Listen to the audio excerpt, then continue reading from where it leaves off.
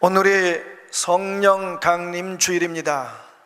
성령 하나님께서 교회에 최초로 임하신 그 날을 기념하는 주일입니다. 예수님께서 죽음에서 부활하셨고 승천하셨습니다. 승천하실 때 제자들에게 부탁을 했죠. 모여서 기도해라. 하늘로부터 임하는 아버지께서 약속하신 권능이 너희들에게 임한다. 그래서 그들이 마가의 다락방에 모여서 매일 기도했습니다. 오순절이 되었습니다. 오순절이라 하면 유대인 절기입니다. 유대인 6월절부터 시작해서 50일 되는 날입니다. 예수님 십자가에 달려 돌아가신 날부터 50일 되는 날이죠. 그날에 그들 여전히 기도하고 있는데 그 기도하던 그곳 마가의 다락방에 성령 하나님이 임하셨습니다. 그 성령 하나님이 임하신 현상을 오늘 본문에서 이렇게 표현합니다. 먼저 급하고 강한 바람이 불었다. 그것이 온 집에 가득했다. 이 급하고 강한 바람은 오늘날 같으면 태풍 같은 소리가 가득 찼다는 거죠. 그리고는 그 불이 사람의 혀의 모양을 띠고 제자들 120명 머리 위에 각각 임하였다고 그랬습니다. 그러자 제자들이 다른 언어로 말을 하기 시작했다. 이게 오늘 본문의 이야기입니다. 우리 본문을 보면서 이 본문에서 우리들의 관심, 우리들의 그 주의를 쫙 끄는 게 있습니다. 그리고 논쟁이 되는 게 있는데 바로 다른 언어들이란 말입니다. 이 다른 언어들, 이 말이 뭔가, 이 다른 언어가 뭔가, 혹자는 이걸 방언이라 합니다. 우리가 지금 개정 성경을 쓰는데 이전에 개역 성경은 이걸 다른 언어들을 방언이라 이렇게 번역을 해놨습니다. 혹자는 이걸 방언이라고, 다른 사람은 이걸 외국어라 주장합니다. 그래서 이게 이 다른 언어가 방언인지 다른 외국어인지 아는 것도 중요합니다. 그러나 더 중요한 게 있습니다. 바로 성령 하나님이 강림하신 목적입니다. 성령 하나님께서 이 교회에, 그리고 예수님의 제자들에게, 우리들에게 임하시는 그 목적이 뭐냐 하는 겁니다. 그렇습니다. 이 다른 언어가 뭐냐라는 그 정체를 알고 또 그 다른 언어를 하는 것도 중요합니다. 저도 예전에 그 외국어를 공부할 때, 성령님께서 그냥 중국어, 영어, 독어, 일본어 그냥 하게 해줬으면 좋겠다. 그런 생각 여러분도 해보셨죠? 저도 그랬습니다. 방언도 보니까 하는 사람마다 이 방언이 좀 달라요. 좀 방언도 멋진 방언을 좀 했으면 좋겠다. 그랬습니다. 그런데 그거보다 더 중요한 것은 성령 하나님이 이 교회에 임하신 목적이 뭐냐는 거죠. 그 성령 하나님이 임하신 목적은 바로 복음 전파입니다. 복음 전파. 여러분, 오늘 본문에서 2장 1절부터 4절까지는 이 성령께서 강림하신 그런 현상과 모양을 이야기했지만 그 뒤로부터는 뭡니까? 제자들이 가서 복음을 전합니다. 그렇습니다. 제자들이 성령이 충만하게 임하시자 그들이 나가서 예수님을 전합니다. 그 듣던 사람들 말이죠. 그들이 그 예루살렘이나 유대 지방에 사는 사람들이 아니었습니다. 유대인들이었지만 외국에 산 사람들이었죠. 근데 그 사람들이 깜짝 놀랐잖아요. 자기들에게 이 예수님의 제자들이 예수님과 그 복음 이야기를 하는데 자기들이 사는 곳의 언어로 들리는 거예요. 그리스 아테네에 살던 사람들이 온 사람들은 그리스어로 들리고, 히라버로 들리고, 로마에 살던 사람들은 라틴어로 들리고, 이렇게 들리는 거예요. 깜짝 놀랐어요. 근데 더 깜짝 놀란 건 바로 그들이 제자들을 통해서 하나님이 하신 위대한 일, 곧 예수님의 일을 이야기했다는 거예요. 그 이야기를 듣고 사람들이 예수님을 믿었습니다. 놀랍죠? 그래서 오늘 이 성령 강림의 이 사건을 통해서 하나님께서 우리에게 말씀하시고 싶은 건 그겁니다. 성령 강림의 목적은 바로 복음 전파이다는 거죠. 그렇습니다. 오늘 본문 말씀을 요약해보면 이런 겁니다. 성령이 강림하시니까 제자들이 살아납니다. 그리고 제자들이 살아나니 교회가 살아납니다. 제자들 교회가 성령이 임하시자 살아나니까 뭘 합니까? 복음을 전파합니다. 그렇습니다. 성령께서 우리에게 오셔서 충만하게 우리를 충만하게 하신 목적은 방언이나 은사나 외국어나 이런 성령께서 주시는 그런 은사들을 하게 하기 위함보다는 바로 복음을 전파하는 것입니다.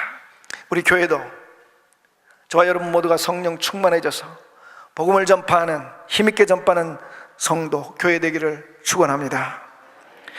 그러면 성령 강림이 복음을 전파하는 거라면 왜 이런 다른 언어를 주셨는가?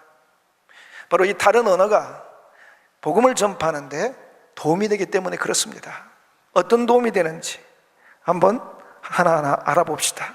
먼저 방언. 여러분, 방언이라는 것은 이렇게 명확하게 알지 못합니다. 그 뜻을. 그래서 보통 기도할 때 그걸 하죠.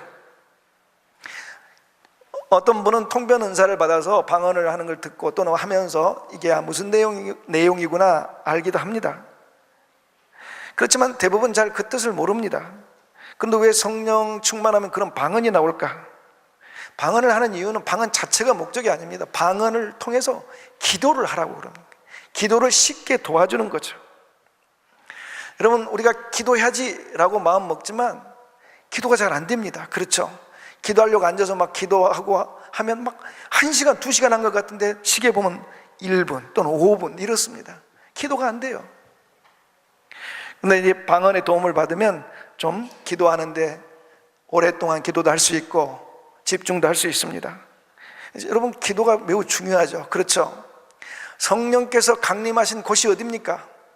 제자들이 기도하던 곳이 아닙니까? 제자들이 기도하니까 성령이 강림하시고, 성령이 강림하시니까 제자들에게 변화가 일어나기 시작합니다. 그 변화의 핵심은 뭐냐면 두려움이 사라지고 담대해집니다. 그래서 제자들이 이전에는 숨어 있었잖아요. 거리 안 나가고 방에 숨어 있고 사람들 피해 있었습니다. 왜? 본인들이 예수 믿는다 이렇게 고백하고 또 예수님을 전한다 그러면 잡혀가거든요. 옥에 갇힐 수도 있고 죽을 수도 있고 그 공동체 안에서 쫓겨나기도 하고, 그러니까 두려워했단 말이죠. 그러나 그들이 기도하는 중에 성령의 충만함을 받고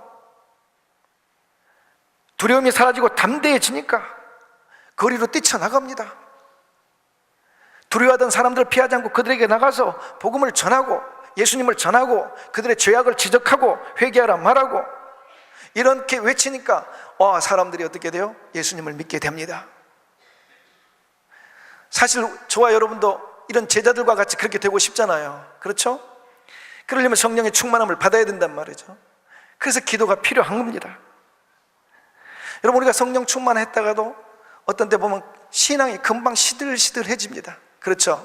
그래서 그 시들시들한 신앙을 다시 성령 충만해지려고 기도하려고 하다 보면 기도가 또 안 돼요. 그래서 그 기도하는데 도움이 되는 게 우리에게 도움이 되는 게 방언입니다. 그래서 기도를 하다 보면은 성령의 충만함이 일어나고 우리 자신들이 변화가 일어납니다. 그렇죠? 그래서 우리 안에 기쁨이 충만해지고 감사가 넘쳐나고 마음이 뜨거워지고 담대해지고 확신이 넘쳐납니다. 그래서 여러분 봅시다. 세상이 안 변합니다. 그렇죠? 안 변해요. 세상이 안 변하는데 이렇게 성령이 충만해지고 내가 변화되면 무슨 일이 일어납니까? 세상 어느 곳을 가나 그곳이 다 천국 같아집니다. 그래서 우리 찬송가도 있잖아요. 은혜 받고 나니까 초막이나 금골이나 그 어디나 하늘나라에. 세상 안 변합니다. 그러나 성령 충만하니까 내가 변해서, 그건 다른 사람들은 이게 정말 이런 세상 어떻게 사나 그런데 이거 천국같이 다가오는 거죠. 사람들도 마찬가지입니다. 여러분, 우리 주변의 사람들이 변합니까? 잘 안 변합니다. 여러분, 아내들, 남편들 함께 살아보지만 잘 변합니까? 자녀들이 변합니까? 안 변합니다. 보기도 싫습니다. 그런데 우리가 성령 충만하면 우리가 변화가 일어납니다. 그래서 옆에 있는 사람들이 불쌍해지고 사랑스러워지고 남편이 어제나 오늘이나 변함없이 여전히 영원토록 변치 않는데 그렇게 사랑스럽고, 아내도 마찬가지고 자녀도 마찬가지고.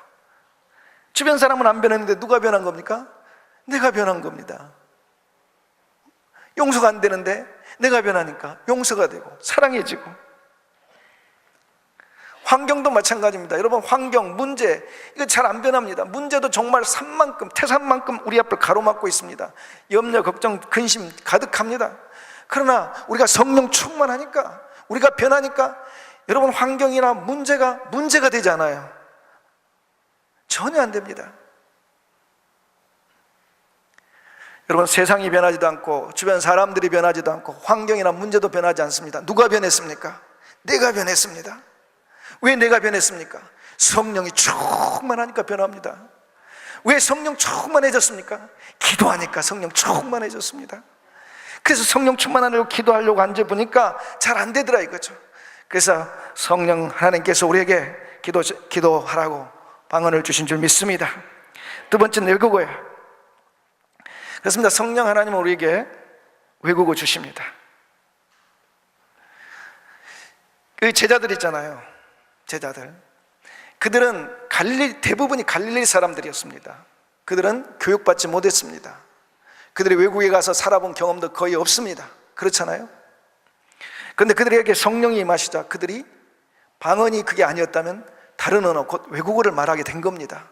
제자들이 말하자 사람들이 다 놀랬잖아요. 와, 어떻게 우리가 사는 곳의 언어로 저들이 말을 하지? 그렇습니다. 성령 하나님께서는 복음을 전파하는 그곳에 또 성령 충만한 사람들에게 외국어를 하게 하셔서 복음을 전파하게 합니다. 이런 경우가 가끔 있습니다. 특별히 해외 선교할 때 이런 일들이 있는데, 일본 선교사님 한 분이 아주 좀 오래된 이야기입니다. 일본인들을 많이 초청했습니다. 집회를 냈는데, 복음전도 집회죠. 그래서 이제 한국에서 강사 목사님 한 분 초빙했습니다. 근데 이 목사님은 일본어는 거의 몰라요. 그냥 아리가도 고자이마스 이 정도죠. 그래서 이제 그 목사님 옆에 통역 한 분을 세웠습니다. 그래서 이제 이 목사님이 이제 그 많은 일본 불신자들 앞에서 이제 설교를 시작합니다. 근데 놀라운 게 뭡니까? 이 목사님이 일본어를 막 줄줄줄로 설교를 하는 거예요. 통역이 깜짝 놀랐습니다. 분명히 일본어 못한다고 그래서 자기 보고 통역하라고 그랬는데 이 목사님이 일본어를 해요. 이분보다 더 통역보다 더 놀란 분이 누구 계세요? 본인 자신이야. 자기가 무슨 일본어가 나오긴 한데 무슨 말인지 모르겠는 거예요. 근데 듣고 있던 일본인들이 더 놀랍니다. 이분이 말하는 이 일본어가 완벽한 표준 일본어인 거죠. 여러분, 일본도 이 사투리가 심한 곳은 그 사투리를 잘 못 알아듣는답니다.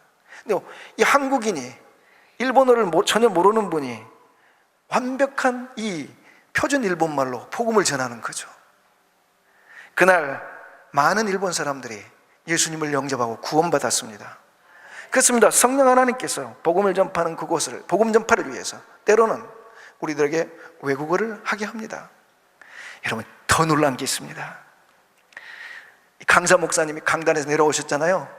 일본어를 잊어버렸습니다. 못해. 왜냐하면 성령께서 주신 거였어요. 그때만을 위해서.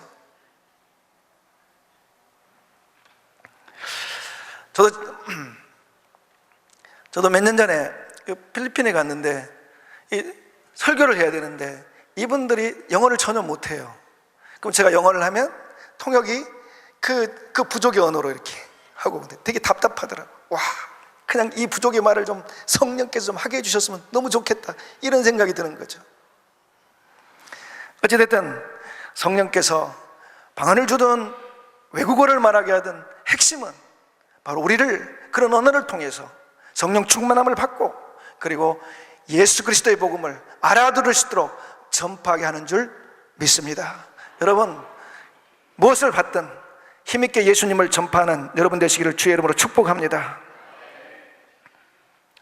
성령께서 그런데 이 방언, 외국어를 넘어서 더 놀라운 언어를 주십니다. 세 번째 언어, 그 다른 언어 중에 세 번째 언어, 그것은 바로 행동 언어입니다. 행동 언어. 여러분, 이 방언이나 외국어는 말로 하는 거잖아요. 귀로 듣는 거잖아요. 근데 이 행동 언어는 바로 예수님과 이 복음을 눈으로 보게 해줍니다. 눈으로 보게 해줘. 백문이 불여 일견이라고 그랬잖아요. 100번 듣는 것보다 한 번 보는 게 훨씬 더 잘 이해하는 거죠. 여러분, 오늘 많은 사람들이 예수님이 누군지 우리를 통해 듣습니다. 그러나 보길 원합니다. 우리가 외국어로 유창하게 말한다 할지라도, 그러나 그들이 정말 원하는 건 바로 예수님이 누군지 보고 싶은 겁니다. 행동 언어는 바로 예수님을 보여줍니다. 그 행동 언어에 대한 좋은 예가 있습니다. 그 전라북도 김제시 금산면에 가면 금산교회가 있습니다. 113년의 역사, 그리고 기역자 교회로 유명한 교회입니다. 기역자 교회라 하면 이렇게 한 통으로 이렇게 지은 게 아니고 두 동을 연결해서 지었는데, 한쪽은 남자들, 한쪽은 여자들이 예배를 드렸습니다. 당시에는 남녀 유별한 시대였기 때문에 그렇게 드렸죠. 지금도 그 예배당 가면은 사진 2개가 걸려 있습니다. 조덕삼 장로님과 이자익 목사님입니다. 이들은 양반과 상놈, 이 봉건적 유교 문화 신분 사이를 뛰어넘는 감동적인 이야기를 만든 분들입니다. 이 조덕삼 장로님이란 분은 혹시 알지 모르겠지만 여러분, 정치인 중에 조세영 씨 있죠. 그 조덕삼 장로님의 후손이 바로 조세영 장로님이신데, 이 조덕삼 장로님은 당시 그 금산 지역의 최고의 지주였습니다. 또 금광을 가지고 있는 갑부였죠. 당시 전주에 있던 선교사 테이트라는 선교사가 있었는데, 이분이 이제 정읍이나 또 그 주변 지역, 전라북도 지역에 복음을 전하러 가다가 그 금산에 그 김제에 있는 금산에 오면은 반드시 그 조덕삼 그분 집에서 머물렀습니다. 그러면서 복음을 전했고, 이 조덕삼 이분이 예수님을 영접했습니다. 1904년에. 그리고 자기 사랑채에서 교회를 시작했다가 1905년에 이 기역자 교회를 지었습니다. 근데 이자익이라는 이분은 누구였냐? 조덕삼 장로님의 모습이었습니다. 마부였죠. 이분은 경상남도 남해가 고향인데 부모님이 일찍 죽었어요. 그래서 당시에 그 김해평야가 있는 김해, 그 배가 고파서 먹을 것 얻어 먹으려고 그쪽에 왔다가 이 조덕삼 이분을 만났고 모습이 돼서 마부가 되었습니다. 자, 이제 그래서 이제 주인이 예수 믿으니까 온 집안 모습들까지 다 예수 믿죠. 그래서 교회가 이제 커지니까 장로님 한 분을 세우는 장로 투표를 했습니다. 근데 두 사람이 천거가 됐습니다. 한 분은 조덕삼, 한 분은 이자익. 주인과 모습이 두 사람이 올라온 거예요. 여러분, 누가 됐겠습니까? 투표를 했는데 모습이 됐어요. 모습이 막 사람들이 술렁입니다. 그때 이 조덕삼 이분이 일어납니다. 일어나서 이렇게 이야기합니다. 금산교회 성도들은 참으로 훌륭한 일을 했습니다. 여러분, 참으로 훌륭한 일을 했습니다. 저희 집에서 일하는 이자익 이 청년은 저보다 신앙이 좋고 신앙의 열정이 더 대단합니다. 그를 뽑아주셔서 감사합니다. 와. 여러분, 그 후에 조덕삼 이분이 장로님이 됐습니다. 장로님이 되자 그 이자익 이분을 평양신학교에 보냈습니다. 그래서 목사님을 삼으셨습니다. 그리고 그 금산교회 초대 목사님으로 자기 모습을 초대했습니다. 청빙했습니다. 그 모습 목사님이 강단에 설교할 때 그 조덕삼 장로님 그 바닥에서 다른 사람들과 똑같이 거기 마룻바닥에 앉아서 설교를 듣고 목사님을 섬겼답니다. 그래서 일제시대 때 이자익 목사님이 우리 장로교회 총회장을 3번이나 역임을 했습니다. 훌륭한 목사님을 만들어내신 거죠. 그렇습니다. 이 조덕삼 장로님이 예수님을 말로만 전하지 않았죠. 생각해 보십시오. 그 교회 지도자가 뽑히기 전, 교회가 만들어졌을 때 선교사가 와서 설교하거나 가르치지 않을 때 주로 그 교회를 지도하고 가르쳤던 사람은 조덕삼 그분이었을 겁니다. 그런데 자기 모습이 지도자가 된 거예요.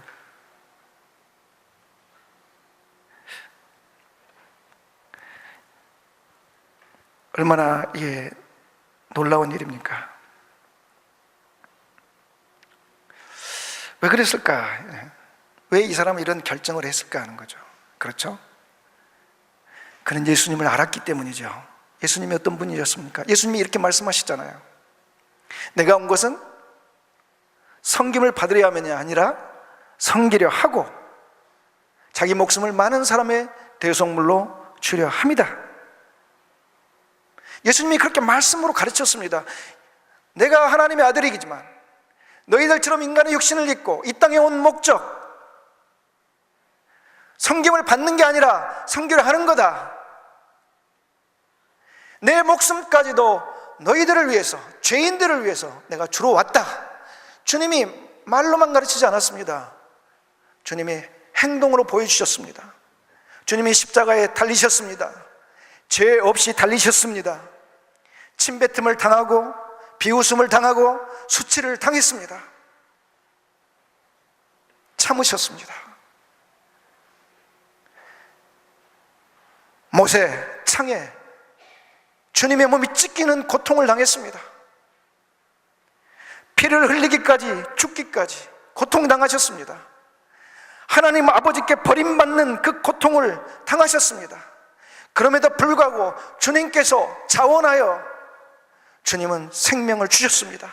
이 십자가에서 주님이 말로만이 아닌 행동으로 주님이 누구신지, 복음이 무엇인지, 구원이 무엇인지 우리들에게 말씀하셨습니다. 조덕삼 장로님도 바로 그런 겁니다. 자기가 아닌 모심이 장로님으로 뽑힐 때 고통스럽고 갈등이 생길 수 있었겠죠. 오늘날도 아닌 1904년에 그 1900년 말에 그렇게 어떻게 그런 일이 일어날 수 있겠습니까? 그럼에도 불구하고 그가 왜 모심을 그 교회의 지도자로 섬겼겠습니까? 예수님을 알았기 때문입니다. 그는 말로만이 아닌 행동으로 예수 그리스도를, 그리고 예수님의 복음을 말하였습니다. 그래서 오늘날 그 교회는 수많은 순례객들이 그 교회를 찾습니다. 그리고 그 교회를 둘러보고 그 장로님이 행동으로 보여줬던 예수 그리스도, 그리고 그 복음을 세월이 지났지만 듣고 있습니다. 사랑하는 성도 여러분, 저와 여러분, 그리고 우리 교회도 이렇게 방언을 넘어 외국어를 넘어 행동으로 예수 그리스도와 주님의 복음을 전하는 교회와 성도 되기를 주님의 이름으로 축복합니다. 그러려면 한 가지 해야 될 게 있습니다. 베드로가 복음을 전했습니다. 2장에 보니까 복음을 전하죠. 제자들과 함께 전한단 말이죠. 예수 그리스도, 나사렛 예수, 그분이 하나님의 아들이고 우리 죄 때문에 죽었고 그분을 믿어야 구원받는다. 그 예수를 너희가 죽였다. 그럴 때 듣던 그 사람들이 베드로와 제자들에게 묻죠. 형제들아, 우리가 어찌할꼬? 우리가 어떻게 하면 좋겠느냐? 그때 베드로가 그들에게 대답합니다. 너희가 회개하여 각각 예수 그리스도의 이름으로 세례를 받고 죄 사함을 받으라.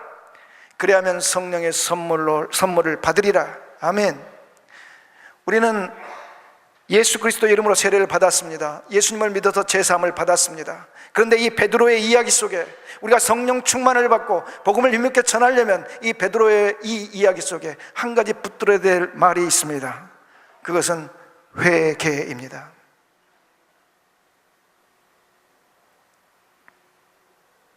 우리는 머리로만 예수님을 압니다. 지식으로만 예수를 압니다. 그리고 입으로만 예수님을 이야기해 왔습니다. 우리 얼마나 많이 주변 사람들에게 예수님을 전했습니까? 예수 믿자, 교회 가자. 예수님은 십자가에서 우리를 위해 죽으셨다.